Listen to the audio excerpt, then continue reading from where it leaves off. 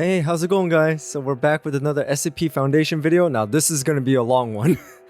But now this one has been recommended to me and I kind of put this off because of the length of the video.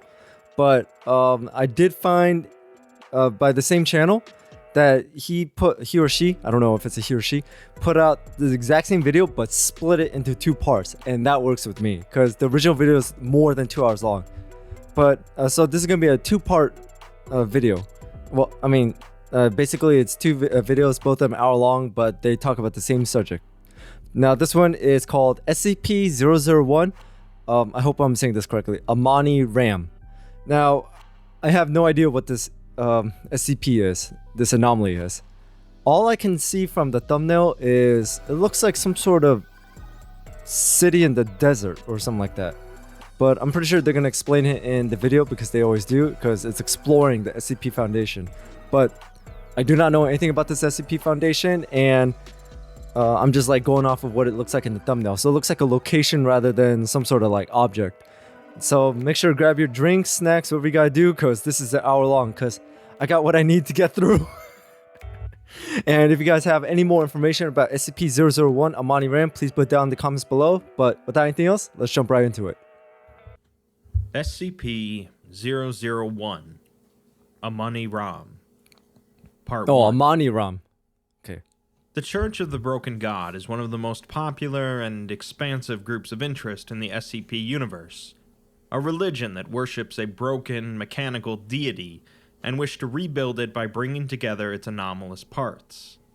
That was the first group of interest I ever saw. Lie in a similar group known as the Mechanites that date back to ancient times, and their conflicts with other notable groups at the time, the Sarkites and the Davites. This SCP-001 proposal takes a fresh look at the Mechanites and these conflicts, in a canon in which this is the first time that the Foundation is learning of them. It's a big, mysterious city, and it's going to take some time to disassemble it. So let's begin. SCP-001 is an extra-dimensional bubble of self-contained reality located in the southern Arabian desert. It's inaccessible to anyone that does not have prior knowledge of its location, meaning that an individual has to have exact knowledge of its geographical position to reach it. Notably, individuals with some sort of artificial implant, from surgical screws to complex prosthetics, appear to have a higher chance in locating and entering the anomaly, with testing showing a success rate of 88% compared to standard personnel's 62%. The reality bubble contains an ancient metropolis, partially buried in the sand, with maps and initial sonar testing indicating approximately 2/3 of the city is above ground and largely intact, while the subterranean portion has degraded heavily. So it's a hidden city. The above-ground city contains skyscrapers and buildings up to half a kilometer high, utilizing modern design techniques far beyond those available at the time of construction, dated around 2400 BCE. The buildings are fully furnished and appear to have served residential, commercial, bureaucratic, and various other uses, with the largest and most intricate being a temple structure in the center of the city. The buildings also contain artistic works and large bas-reliefs depicting a variety of scenes ranging from apparently religious stories to historical events. These contain writing in an unknown language containing elements of Old Arabic, and most of them are concentrated in the temple structure. The subterranean floors are dominated by extensive, complex machinery, ranging from antiquated clockwork systems to vacuum tubes to power generators, extremely similar to modern nuclear reactors. All of the machinery is this city located in like the Sahara Desert or something? Appears to be in a state of advanced disrepair. There are no living organisms within the city, but there are a number of automata, or robots, led by one of them that has identified the city as being the origin of the myth of Iram of the Pillars, but its proper name is Amoni RAM. Amoni RAM is referenced in the Quran, quoted as Iram, who had lofty pillars, the likes of whom had never been created in the lands. It was referenced as a culture subject to divine retribution by God for their oppression of others. Many theories have been offered on the identity or location of the group or city identified as Iram, but nothing has ever been confirmed by the wider historical community. Amoni Ram first came to the Foundation's attention in 1983, after the containment of SCP-1867. The beloved explorer and naturalist Lord Theodore Thomas Blackwood. Some of his journals recovered from his private vault detail his experiences with the French Armée d'Orient during their campaign into the Middle East in 1801. One journal partially dictated an encounter he had with a vast, ruined city, accessible only to those who knew its location, which is a tale I've read elsewhere on this channel. An interview was conducted with Blackwood for further information. Blackwood is interviewed by a female doctor, and he begins by saying that it's heartening to see someone of the gentler sex in such an academic position, and that it warms the cockles of his heart. The doctor quickly moves on, telling him that she wants to discuss the journal titled Lord Blackwood in the First Cities of Man. Blackwood recalls it, but isn't sure why there'd be questions, as he remembers being very thorough. Unfortunately, water damage has left most of it illegible. He remembers that the whole adventure was initiated by a gift given to him from Jacques Brazeau of l'Estate Noire. The gift was a set of 6 clay tablets, remarkably preserved for their age, that had been recovered by agents of the French crown from an ancient shipwreck in the Aegean Sea. The tablets detail the existence of 3 empires spanning Asia, thousands of years old, and more powerful and advanced than any culture since, even our own. They also detailed the empire's nigh-apocalyptic war. Blackwood had been skeptical upon first reading them, but the tablets addressed the lack of evidence left behind by claiming that these empires were advanced occultists, magicians, and magic users. They hid their cities that's a from cool their enemies, architect design. so of course mundane scholars have found nothing. Blackwood, of course, isn't exactly mundane, and he managed to tag along with Brazeau and General Bonaparte on his campaign into Egypt. The tablets claim that Amoni Ram was hidden after the other empires allied to attack it, as it was a superior center of knowledge and weaponry, so only those who knew its location could enter. The location happened to be recorded on the tablets, so after 3 days in the desert, they found it, comparing it to passing into a bubble, with towers becoming visible over the horizon. The towers were great buildings fashioned of metal, easily hundreds of meters tall, and a bronze glow set them alight from the sun overhead. There must have been a dozen of them, with smaller but still grand buildings of marble, stone, and clay resting between them. He says it was a grand sight altogether, and the city must have been able to hold hundreds of thousands palace. of people. They explored only a tiny fraction of the surface portion, but he would guess that the subterranean portion was even bigger than the surface. Look right there, the underground that big circular one at the top. It looks like Jabba's palace. And caverns to a winding, labyrinthine tunnel system with metal pipes, doors, and still machinery all throughout. So Amoni Ram's pretty advanced. Entities inside of the city, although his men repeatedly claimed that they heard something skittering about, but he dismissed it as wildlife. They did find entire sections of tunnels to be impassable due to growths of a strange black vine as thick as a man, winding and knotting entire passageways. The vines appeared to be petrified, and there were also bulbous sacs sticking to the walls and ceilings of many buildings, both above and underground.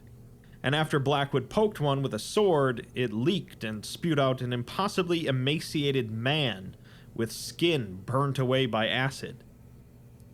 Blackwood concludes by saying that throughout their time there, the city has a very specific feeling, like walking into a graveyard. Thanks to Blackwood, the Foundation was able to recover the 6 tablets, with translations ongoing due to the extremely specific dialect of ancient Greek used. One of his journal pages, however, contains a translation of the front of the first tablet. Wow, look at that. It reads, "In the beginning, there were 3. 1,000 years before man learned of Olympus, before the extinction of the giants, before the sea had full regressed, there were 3. 3 great cities dividing the world tripartite. Mamjul and Karar, 2 dark fortresses resting in the jungles of the subcontinent. The magicians and sorcerer Nawabs allied themselves against the horrors of the jungle and crossed a pact with something ancient. The covenant of the Deva was born, using the first magic gifted to man, the magic of life and death. Aditum, a city thrown into rebellion by a charismatic slave turned lay preacher who promised wealth, freedom, and power to those that would help him.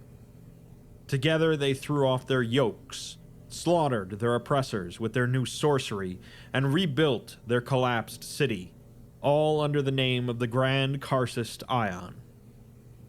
The Nalka Empire freed the second magic, Carnomancy, the magic of flesh. Amoni Ram, first great Ram of the Mechanite Empire, as it spread like a wildfire from the deserts. So there's 2 more cities like that. Metropolis rising out of the dunes, a center of knowledge, science, understanding that the world had never seen. The magic of machines became known, the fervor for a new god that sought to uplift men, not subjugate them. 1,000 years before, the 3 great nations of men fought a war that destroyed the world. The tablets go on to clarify that Amoni Ram was ruled by a theocratic cult in the area, referred to as the Mechanite cult, or the cult of the broken god. No other evidence for this group had been discovered. Okay, so the Church of the Broken God is the group of interest we're really focusing on here. I know he mentioned it at the beginning, but I just want to re-clarify. Was sent in to investigate the reality bubble and gain access to the city, if possible. They set their helicopters down a distance from the coordinates and began walking towards the location. As they closed in, they began to spread out to try and locate the bubble, but after several minutes were unsuccessful. Suddenly, one of the team's biometrics disappears, and it turns out that they had entered the reality bubble without realizing. The rest of the team enters, maintaining radio contact on the other side. Several hundred meters ahead of them is a massive glass and metal city, with skyscrapers hundreds of meters tall. The team briefly comments on the city's beauty before progressing in. They note that the larger skyscrapers are made of a bronze-colored metal and polished glass, while the smaller buildings seem to be constructed from a blend of limestone bricks and concrete. That's a really cool design. They all exhibit an architectural style reminiscent of Islamic and Moroccan architecture, with the streets appearing to have on the designated sections for pedestrians and larger traffic. The team discusses this, commenting that possibly the inhabitants had some sort of anomalous cars.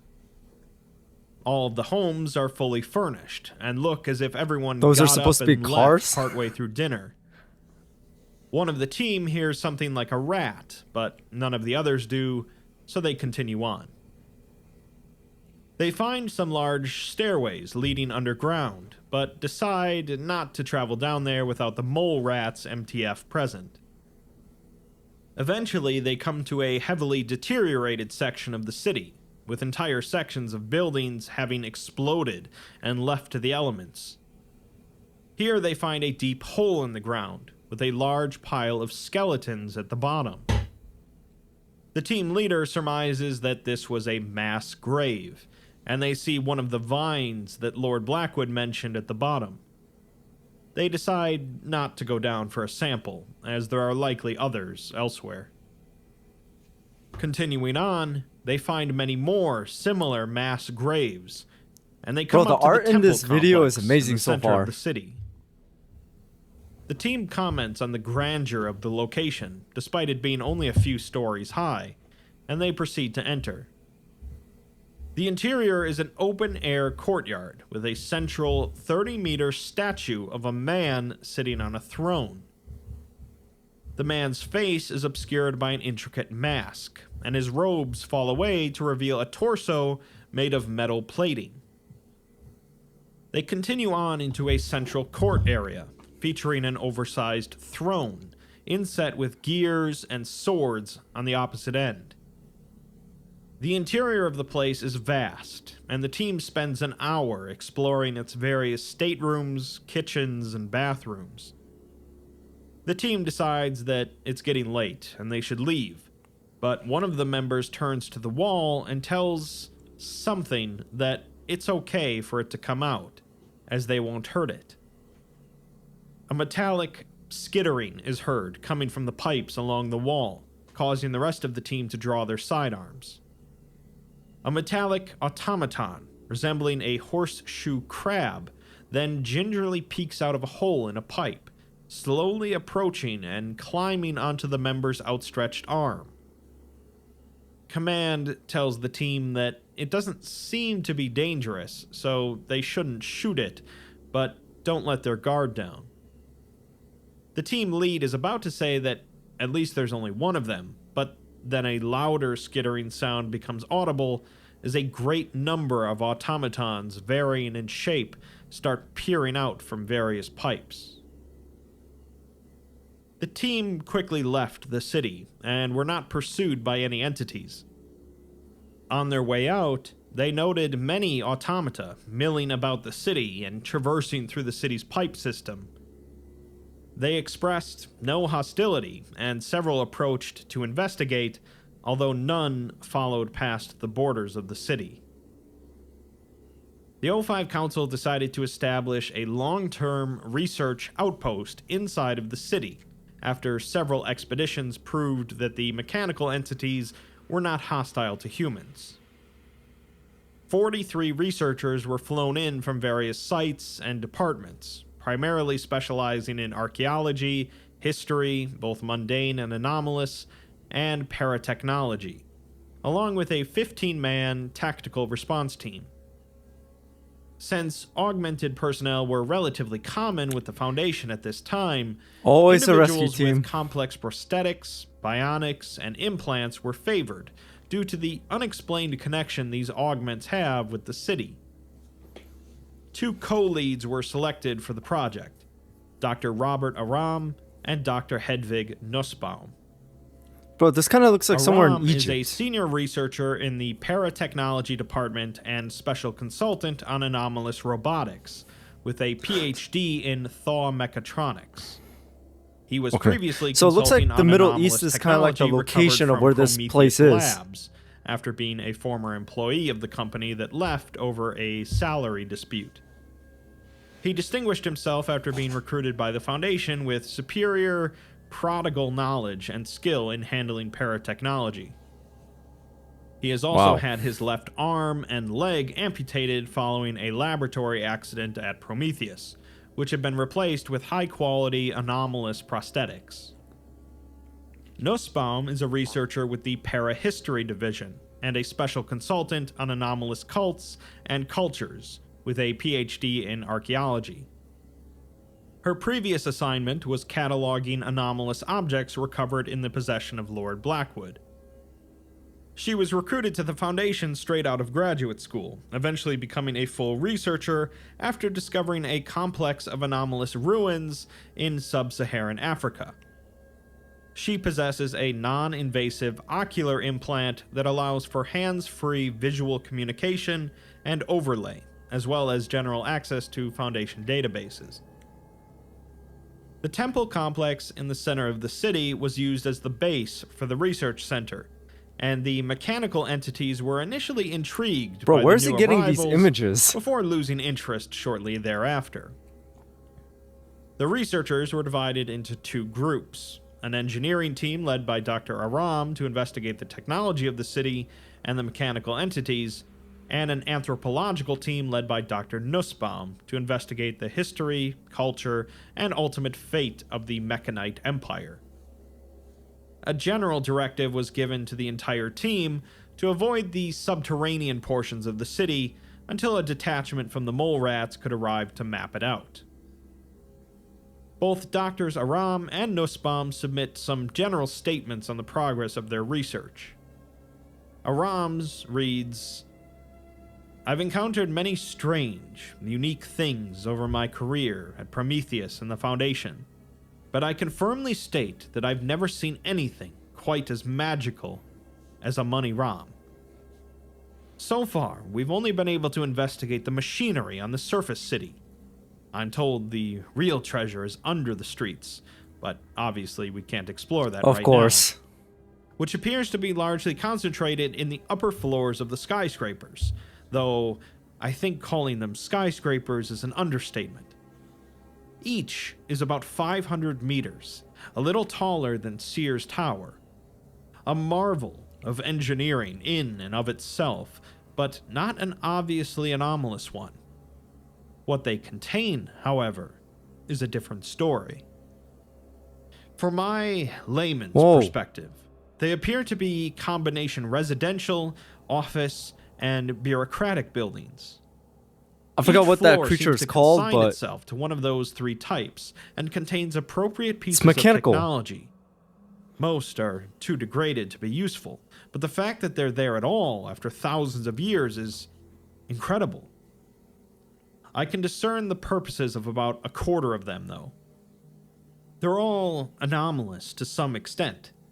The drones are writing up detailed reports now, but they variously break laws of thermodynamics, physics, and matter conservation, and often simply use magic to do things as mundane as copy documents or keep food hot or cold. And of course, the automata. Little machines made of a golden metal and built to resemble animals that this culture in the middle of the desert could have no possible way of knowing about. Definitely sentient, possibly sapient, fully mechanical. I found a broken open one on the street and took it as a sample, picture attached. But demonstrating what looks to me like primitive artificial intelligence. There must be hundreds of them, at least. My guess is that they were designed to maintain the city, and for the millennia it's lain abandoned, they've been doing exactly that. They're pretty cute, to be honest. Whatever I don't know this civilization what the spikes. was, the anomalous was so pedestrian to them. They were using paratechnology we even now barely understand as household appliances and servants. They were playing with nuclear reactors while the rest of us huddled in caves behind the fire. If this is any indicator of what lies below the streets, Amoni Ram might be the key to pushing humanity into the future. Nussbaum's report reads, "I have to continually pinch myself to make sure I'm not dreaming. A vast city, undocumented by anyone else in the modern era, hiding a culture that had blended advanced magic and technology to settle half of Asia, while the Egyptians had yet to settle the Nile. If the evidence wasn't surrounding me, I'd call myself a liar. We've already discovered much. Some of the researchers are more interested in investigating the individual houses and homes to see what an average citizen lived like. Completely understandable. That said, I'm far more intrigued by this cult of Mechane that seems to pervade every aspect of Amoni Ram. In the ruins of Sumer and other ancient cities, religious iconography is common. Here, it's ubiquitous. The palace temple is the most obvious example of this, with mechanical bas-reliefs that seem to tell a creation myth laid throughout. The buildings, houses, shops, skyscrapers, even the machinery Robert's team is disassembling have this religious significance about them. It's especially fascinating since Practically nothing else is known to us about the religion or culture of these mechanites, beyond the admittedly questionable statements of Lord Blackwood. Even the name mechanite is a Greek epithet used in the Aegean tablets, derivative of mechane, machine. As it stands, their culture is a black box, and even with the murals and writings, I doubt we will ever have more than a passing understanding of this once great civilization and what happened to them. Obviously, we know plenty about the Mechanites and the Church of the Broken God, but keep in mind that this is a know different just a little canon, where this is the first the Foundation has ever heard of them. The detachment of the mole rats does eventually arrive in the city, and prepares to make their descent into the subterranean portions, equipped with devices that use high-frequency echoing sound waves to construct maps of subterranean areas. They descend down some fancy-looking stairs, possibly made of marble, indicating that they're likely not entering an industrial area. At the bottom of the stairs, 25 meters below ground, they enter into a stone corridor, with pipes running in every direction. The corridor is wide enough to comfortably fit all of them, and they note that there's some non-functional lights on the walls. Bro, everything is like a Eventually, they enter dome into or some sort of circular foundry, structure. a huge room with lots of big machinery and assembly lines. Most of the machinery looks trashed, though, so they take some photos and continue on down a descending corridor. The air quality begins to grow worse, and the mole rats suggest gas masks if anyone is going to be heading down here. They're interrupted by a noise coming from the pipes, and the team lead tells them to take their safeties off, as they don't trust those crab things. They continue into a workshop of some sort, with desks and what looks like what was once paper. They pass through a number of similar-looking rooms and storage closets before passing into a hallway made of metallic pipes. Suddenly, one of the team exclaims in pain and says that their implant is acting wonky. Another member says that the same thing is happening to theirs, and they had asked the researchers about it, who said that the city has some sort of weird relationship with tech, and they're working on figuring it out.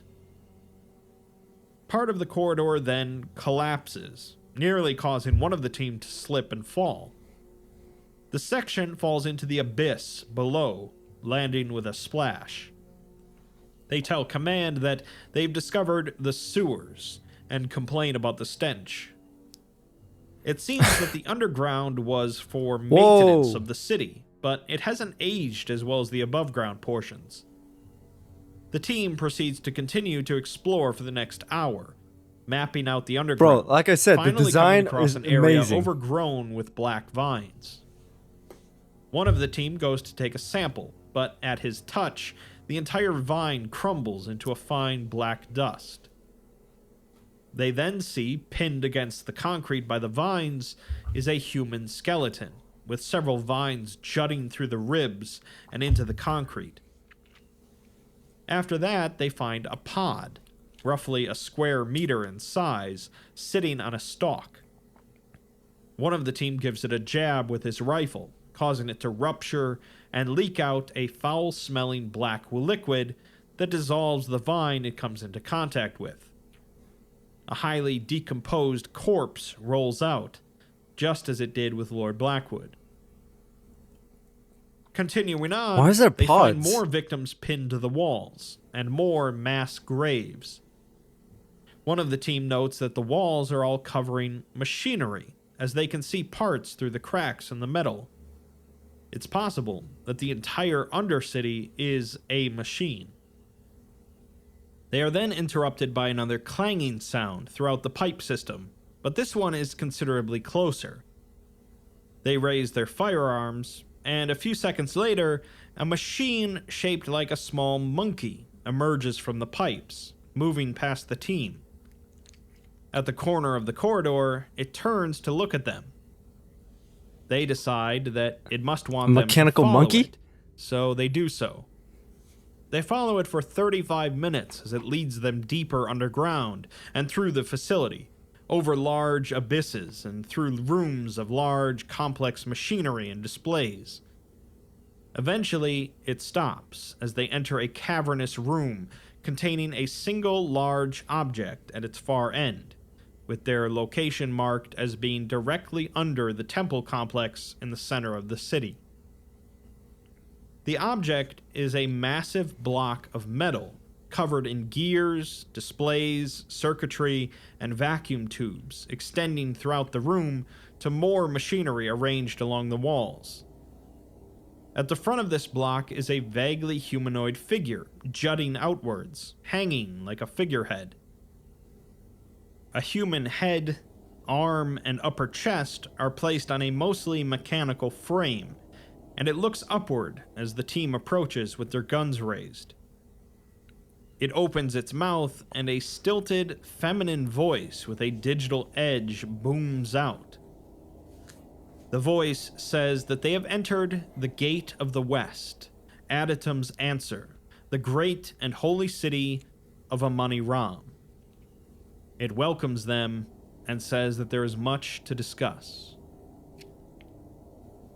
Further questions from the team were either rebuffed or met with nonsensical statements, with it repeatedly expressing the desire to speak with the scholars, which they interpreted to mean Drs. Aram and Nussbaum. They spent the following hours mapping a path back to the surface, and after returning, researchers used the collected data to construct a 3D rendering of a significant portion of Amoni Ram's Undercity. The mole rats declared that the Undercity was largely safe for exploration, barring particularly heavily corroded passages and areas infested by the vines and pods. Subsequent analysis of the pods determined that their exterior skin is an organic but calcified substance similar to flesh. Both Aram and Nussbaum agreed to conduct an interview with the entity underground, and they were escorted by a team of tactical response officers the following day. As they enter the chamber and find the figure hanging limply from the wall, Aram's first question is if it's alive. The entity's head twitches upwards and says, no, and then welcomes them. His second question is what it is, to which it responds that it is, it was, and it remains, and then asks them what they are. Nussbaum says that they are scholars, here to investigate the city and its history. This causes the entity's head to go limp once again, followed by a flurry of mechanical activity in the wall behind it before it raises its head again. It then tells them that the grand, great city of Amoni Ram is home to 4 academies, 16 schools, and scores of scholars and learned men, discovering, working, and blending the gifts of God. Damn, they got a lot of schools. What gives them the right to call themselves scholars? Nussbaum responds that anyone who seeks knowledge can call themselves a scholar, and they haven't seen anyone else since they've arrived. The entity reveals that it knows exactly when they arrived, as it has been observing them thanks to the automata around the city, which are scholars, servants, soldiers, and everything else. It has subsequently learned their language from observing the Foundation troops. It accuses them of coming to conquer the city, but Nussbaum assures it that that is not the case. The entity says that they walk in here with guards, and only generals, kings, and priests require guards. Since they claim to not be generals, they must be a king and queen. Aram asks why they couldn't be priests, but the entity says that it is a priest, and it can smell that they have no shred of God in their hearts. Aram then says that yes, he supposes that they are the leaders of their people. The entity then formally welcomes them to the second spire, white city of the broken empire, finger of Meccain, the Fulad throne, the great and holy city of Amoni Ram. Nussbaum asks it to explain what exactly all that means, and the entity asks how long they have been unaware of the city's history. She says that she's not sure, but thousands of years at the minimum, and they didn't think anyone would still be alive.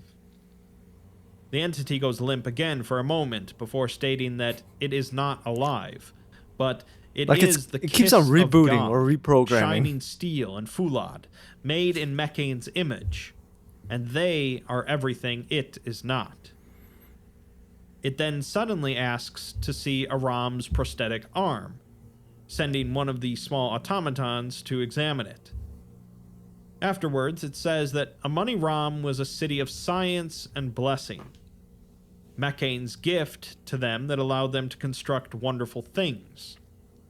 Every man, woman, and child were given augmentations like Aram's arm to become something better than human. Aram tells it that the vast majority of the personnel here have some form of augment. The entity says that they are allowed entry to the city, and it will assist them in recording their history and its creations, so as to make sure they are not forgotten. It has not been repaired in many revolutions, leaving gaps in its memory, but the temple contains an inexorable record of the city's godly creation, and it will translate it for them. Nussbaum thanks it and says that they are in its debt, but the entity responds that a fair bargain has been struck, with it showing them the history of the city and them preserving the Mechanite Empire. It then proceeded to give them a number of documents. Yeah, that really does sound fair. A basic translation guide for the city's language, coined Mechanite, to English, with some Greek bywords. They were also given a map of the Undercity, fully annotated, full schematics of various technologies found within the city, and a small mechanical device of unknown function. With all this, the proper study of the city could begin. The temple courtyard contains a number of intricate murals, with Nussbaum believing them to be the Mechanite creation myth. The first shows a scene of 3 figures wrestling in a dark void, followed by the figures falling to different corners of a slightly inaccurate map of Asia. One of the figures dominates the rest of the scenes, revealed to be a massive but lithe figure dressed in golden armor. A shepherd, his wife, and his 3 lame sheep happen upon it buried in the sand, obviously wounded. The plaque underneath reads, "Before the new pantheon, before the smoke and the singing, the old gods fought their war over nothing. They wounded each other." By the way, where's he getting this information? Twisting and writhing to the lowest world. Mecane, blessed be her name, alighted in the far west under the scorching gaze of the sun. She rested in the dunes, uncovered by the flock of a shepherd, Bumaro. The second mural shows the god reaching out and touching the shepherd and his wife, causing the shepherd's missing leg to be replaced with a metal limb, and his shepherd's crook to be replaced with a spear. His wife's eyes glow gold, and large metal wings spring from her back. The sheep are armored over to resemble the automata in the city, and together they attempt to raise the god from the sand. The plaque underneath reads, "Mecane drew forth her touch and raised them. Bumaro's lame leg replaced by a greave. Hedara's sight restored, and all given the form of the angels. Grateful, they sought to raise their new god from her tomb, and they failed." Bro, The who last drew mural these? shows the god digging deeper, lying face down in the sand. It looks up at the shepherd and strips the armor from its massive fist, which the shepherd takes and melts down, reforging it into a suit of armor in the image of the god, and a massive throne. He returns to his village, where the people naturally submit to him. Many of them are disabled and lacking limbs, but when they return to the resting place of the god, all are given mechanical augments.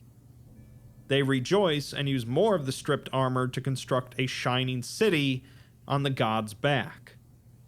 The plaque underneath reads, "She knew that the wound was not mortal, but crippling. She understood her fate and entrusted her legacy to Bumaro and his blood. He became the first blacksmith, shaping the metal of her body as she shaped life itself. He made himself in her image, and the people were awed.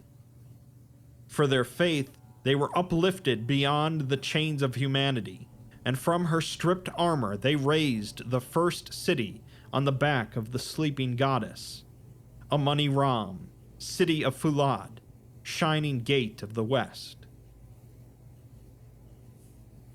Meanwhile, hundreds of pieces of technology were analyzed and investigated by the engineering team, although many were too degraded to be of any practical use. We're provided a handful of descriptions of some of the notable discoveries. Who's that above the doorway? It looks like a person. The first Or are is that 4 supposed to meter be the poles inset broken into god? the ground at various intervals through the streets of Amoni Ram. Each pole is topped with 6 disc-shaped objects, a meter wide, and when an electrical current is applied to the pole, the discs begin to knock against each other, emitting radio waves of unclear purpose. It's currently theorized to be some sort of conductor system for the city, possibly to create a free, wireless power system. Another set of objects are large, partially subterranean greenhouses, occupying a significant portion of the western district of the city. Underground copper pipes can cool and heat the greenhouses according to valves, and the greenhouses are several floors tall, utilizing novel organization and irrigation techniques. It's likely that a large portion of the city's theorized 500,000 population could have been fed thanks to these buildings. A third set is a series of magnetically charged rails running through the city in a loop, though all the rail cars have been completely ruined. Applying a specific electrical charge allows rapid, high-speed movement through the city, with it believed to have been a hop-on, hop-off method of mass transit at extraordinarily low overhead. The fourth are small metal shields with 2 switches on the handle, which, when fully powered, causes either the projection of a rapidly oscillating energy shield or a skin-tight shield that effectively renders the wearer invisible. I don't know why, but this image kind of gives me a little of with 2 Assassin's Creed Mirage vibe. Inside of which are large machines containing radioactive material. The engineering team is of the opinion that these could have been functional nuclear or possibly cold fusion reactors, supplying electricity to the city's power grid. The 6th is not entirely clear, but the engineering team believes that a significant portion of the Undercity appears to be one gargantuan machine, incorporating both mundane technology and paratechnology. During the process of research and excavation, some of the automata led the archaeological team to a structure in the southern district that appeared to be some sort of library or university. The metal and clay tablets found inside were remarkably well preserved, and in the basement was a large metal safe, rusted off its hinges. Within was a cache of several dozen metal cylinders measuring 10 centimeters in diameter, imprinted with mechanite writing.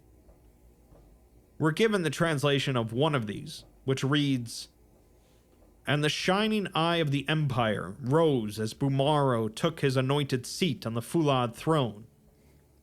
Amoni Ram rose from the sands on the back of Meccain, her pieces scattered to the 6 winds and the 5 corners of the world.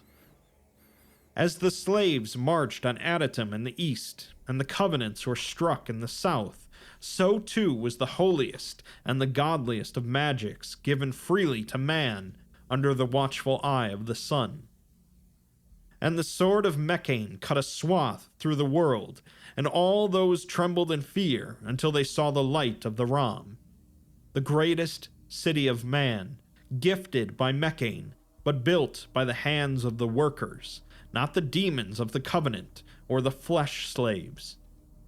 The empire swelled, and the metal road ferried new people, and Amoni Ram swelled from their presence. And the world was good, as Bumaro watched from his throne for his reign of centuries. And when his reign ended, and his golden body passed, the Empress Hadara wept, and the city of Amoni Ram wept with her, and they rested their hope onto the air. And Hashir Bumaro grew into a wise king under the auspices of his family, and gave his arm and his leg for his empire, the king right there? just as his father had done. And in that way Bumaro lived on, resting in the soul of his son, and his son's son, and so on, forevermore.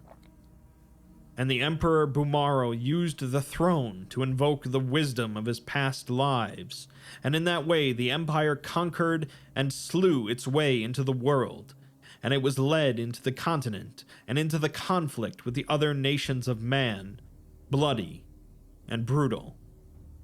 Devastation.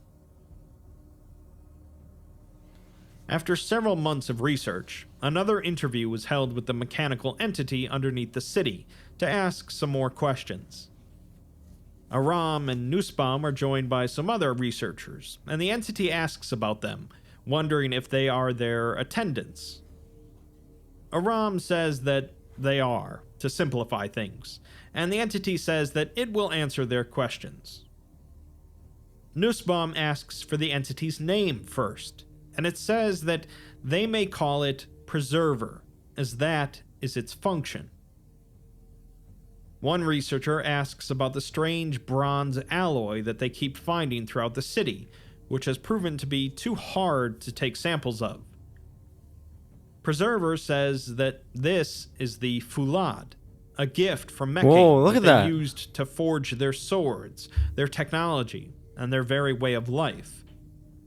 It is the backbone that the empire was built on, as it's a sign of favor from God that they were the chosen people. Every citizen was expected to know how to work and melt it, as they were a nation of swordsmen and foundries.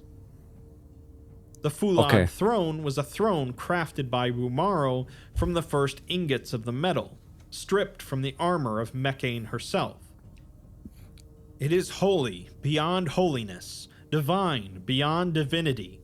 Its very presence is a symbol of power, but now it sits empty in the throne room. Preserver says that it will teach them how to work the Fulad, and they should bear it well, as it was among the greatest boons gifted to their culture.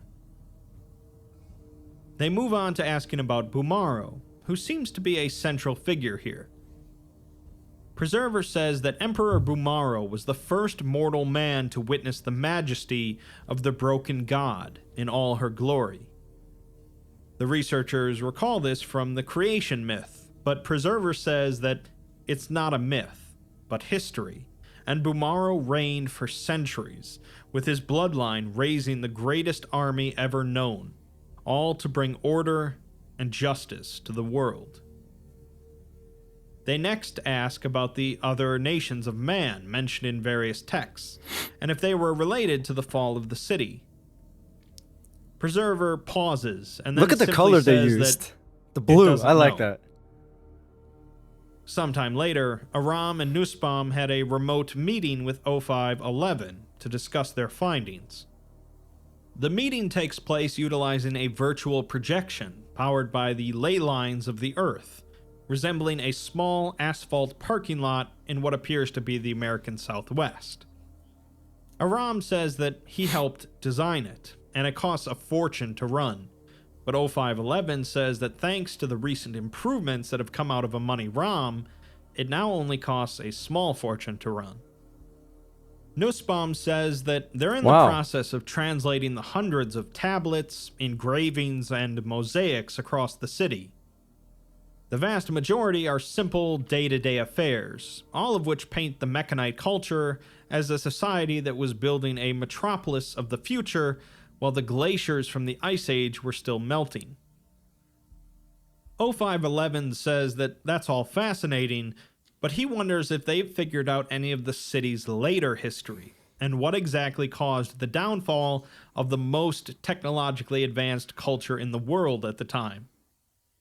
He also wants to know more about these other nations mentioned, the Nalka Empire and the Davite Covenant, as they must have been powerful enough to war with the Mechanites, and possibly defeat them.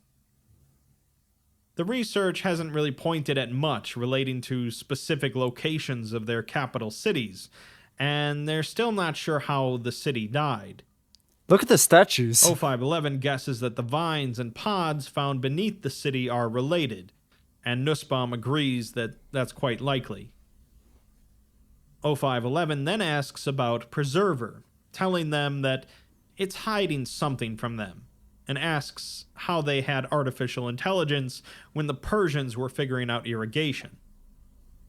Aram says that that's far from their only breakthrough, and if the Foundation could harness their cold fusion technology, their bionics, their power systems, any one of them could change the world. 0511 isn't so sure, as for all they know, their technology led to their downfall. He is willing to continue to supply Aram and Nussbaum with whatever they need to continue their research, however.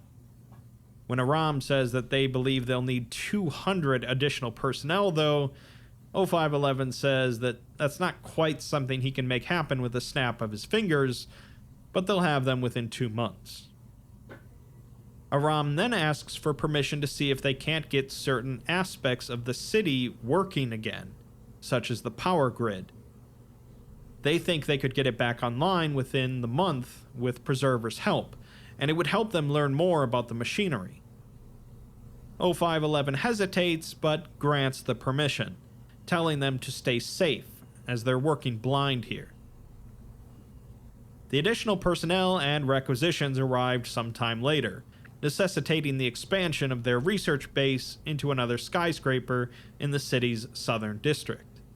Yeah, it looks like the disused rail system buildings was brought destroyed. back online to connect the two sites, which necessitated bringing the power grid and reactors back online, using technical assistance from Preserver and its automatons.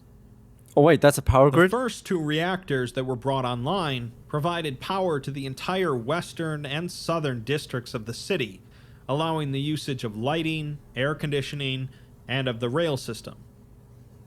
Aram and Nussbaum returned to Preserver afterwards, prompting it to remark that they are repairing its city. It also notes that there are a lot more people here now, settling into the ruins, and they are permitted to do so, as they are assisting its city. Nussbaum then asks for some more information about the city's history, asking if it remembers anything about the end of the Empire. It pauses and says that it does not have the answers they seek, as its memory is fragmented. It remembers little more than hazes and flashes, images of sitting at the market and waiting for its mother, playing with other children, and crying as its brother fixed the welds and screws on its leg.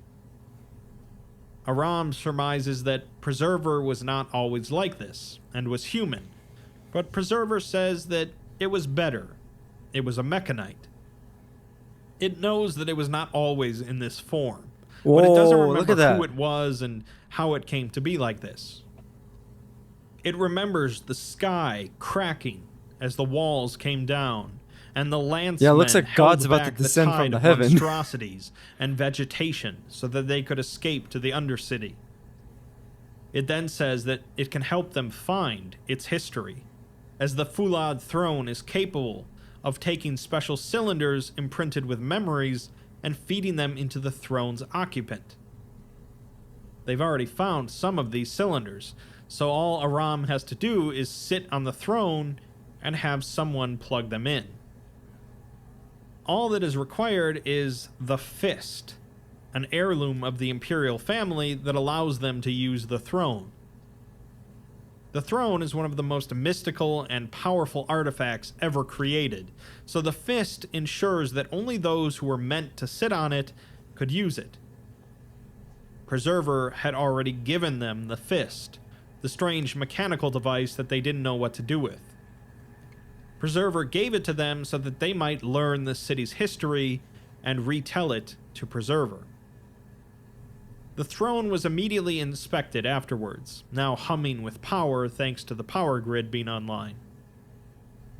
A port was found in the left armrest that would fit the cylinders, while the right contained a depressed section molded around the grip of the fist. Nussbaum isn't so sure about letting Aram sit in the throne and plug himself in, but Aram trusts Preserver, and they don't have many options if they want to figure out what happened. That looks They like a Greek activate the pantheon, throne, or causing Aram's like eyes Greek to fill architecture with a pale right there. golden light, and his spine Kind of looks like something what I arches. saw in Assassin's Creed Odyssey. He writhes wordlessly in the throne, gasping, and exclaims that he can see it. Nussbaum begins to call for them to shut down the power, but Aram shouts that he can handle it, as he continues to writhe, before abruptly ceasing. He says that it's beautiful. He is standing on the palace balcony facing the eastern district as the sun is rising. He can see all of the buildings, although there's no skyscrapers, and the city is in perfect condition. The streets are bustling with activity, and all of the people have bionics of some sort. Suddenly he sees himself sitting in some sort of car, surrounded by guards carrying swords and some sort of primitive gun. The window is rolled down, and people are offering things to him. Bread, wine, fruits, and gifts. One is an oil painting of a man, and Aram realizes that it is Bumaro, and he has seen this through Bumaro's eyes. Half of his body is Fulad, and he's speaking in Mechanite, but he can't understand it. They're back in the palace, and he's on the throne as soldiers and generals pore over a massive map of Asia. There's lines drawn everywhere, and there's 3 big circles, one in Egypt, look at all those gears, one in India, and one on the Chinese coast. All of them are yelling and arguing, but he looks to his right and sees a beautiful woman wearing a golden mask with an intricate set of golden metal-feathered wings on her back. There's also a little boy next to her, and he realizes that this is Bumaro's wife and child. He turns back to the generals and nods, speaking in Mechanite, which is later translated as, "The Covenant go too far. Prepare the Golden Legion." The light then fades from Aram's eyes, and he slumps over unconscious, as medics are called. He was found to have a slightly elevated blood pressure and heartbeat, but was otherwise fine, expressing a closer interest in the archaeological team's findings in the following days. Another document recovered from the city is translated and provided for us, reading, "And the sweep of the Golden Legion took 3 long centuries of expansion, as the Mechanite Empire's legates established beautiful, harmonious dominion on the oases and villages of the world. And as they expanded, they found relics, artifacts sheared from Mecane during their god's It seems fall that they from heaven, like to use the color scattered blue over the earth. And with each relic carried back to Amoni Ram, the fervor of the people grew and grew as their leaders rose, warred, and died for their heirs. And as the Legion marched forward over those long centuries, 2 other nations of man marched. The Covenant of the Deva rode forth on their great, horrible spirit beasts, searing a path through the jungle from their twin city of Mamjul Karar. And they used their black magic to open a gap, stepping from one side of the continent to another, and those that went through established another city, Adatum, that would after another 2 centuries fall to its own slaves, branding themselves the Nalka. And all these parties marched into Asia, only vaguely aware of the existence of the other 2, until the Battle of Harumar, where they collided. The existence was an affront. The disgusting flesh beasts of the Nalka an insult to the steel glory of Mechane, and the Covenant's plant spirits choking and infesting the gears and wheels of the Legion. And so the Legion fired the first mortar, shattering the Covenant's ranks, and thus began a war that would end with the destruction of Asia. The First War raged across the continent in every theater. Fleets of golden-hulled warships constructed in Amoni Ram and pushed downriver to encounter the Covenant in the bay.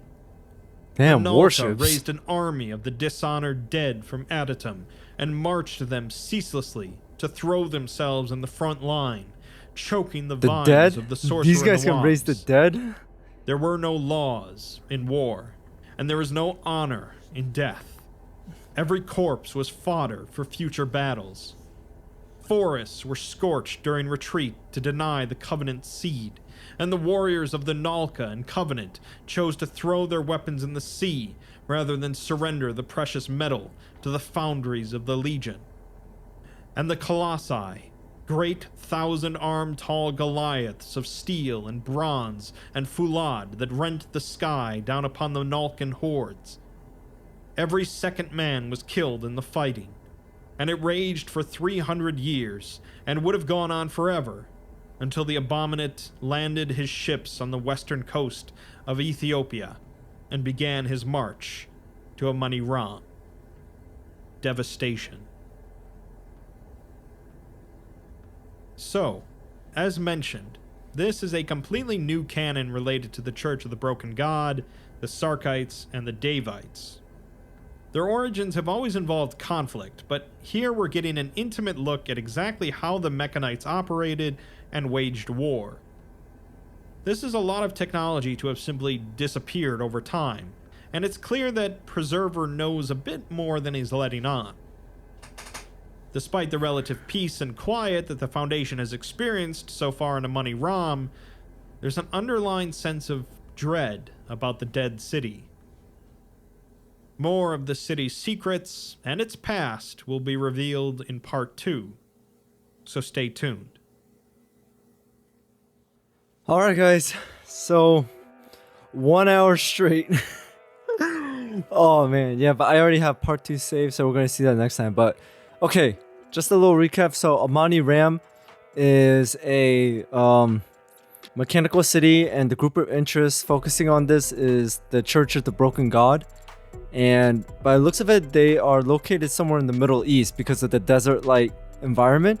And the structures I keep on seeing kind of looks like somewhere from Egypt. And also they say there are like Arabic writings on there, so I'm guessing it's somewhere around there. But it seems that the city is like highly technological and mechanical by nature. And there are entities and there are so many things.